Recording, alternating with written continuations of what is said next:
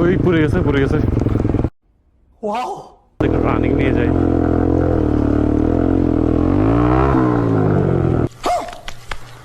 এই পাগলারে যদি একটা মানে অফরোড বাইক দেওয়া যায় তাহলে আরো অনেক বেটার করবে।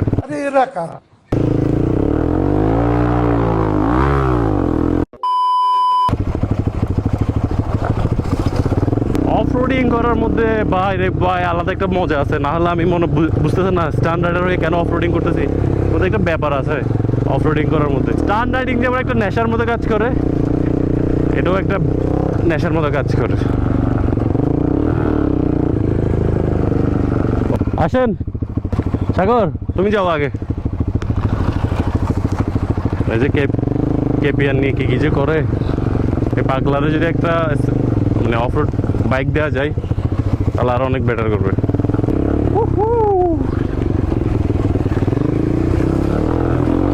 বাপ যে পিছলা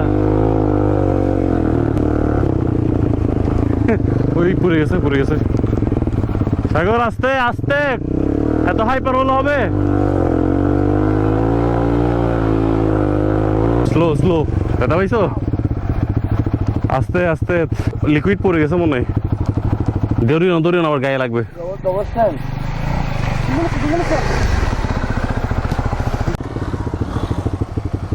ওকে এই দাঁড়া।